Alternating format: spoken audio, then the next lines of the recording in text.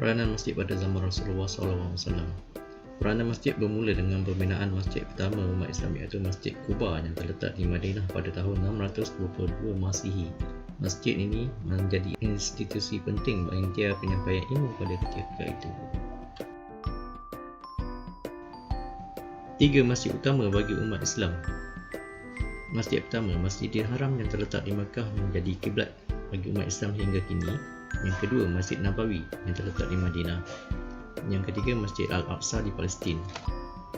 Peranan dan fungsi masjid.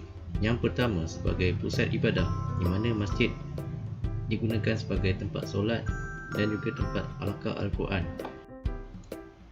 Selain itu, masjid juga dijadikan sebagai pusat kemasyarakatan, iaitu dengan mengadakan mesyuarat dan juga program pengurusan jenazah.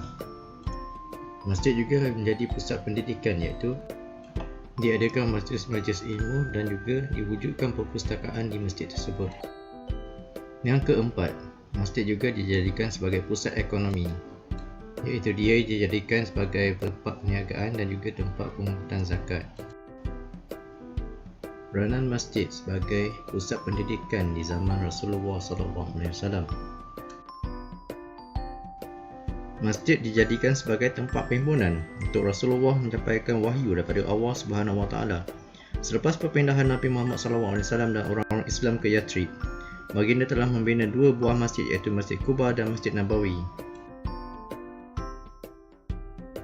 Rasulullah juga telah mengadakan satu program khas di masjid pada golongan yang baru menganut Islam. Program tersebut dikenali sebagai Tafaquhi ad-Din, khususnya di Masjid Nabawi dan Madinah.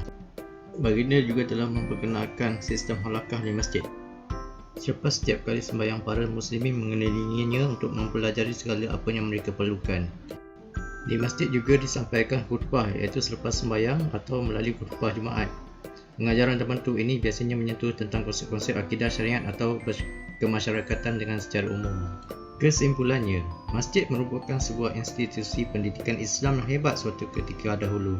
Peranan tersebut haruslah diteruskan sehingga sekarang. Dalam menjadikan masjid sebagai pusat pendidikan Islam, masjid hendaklah memastikan kuliah-kuliah atau kelas pengajian yang dijalankan tidak dilakukan sekadar memenuhi aktiviti dakwah masjid, tapi bentuk pengajian yang disampaikan menggunakan sukatan kurikulum yang lengkap atau berkitab dan berkesinambungan bersesuaian dengan semua peringkat umum bagi melahirkan umat Islam yang proaktif, berilmu dan berketerampilan.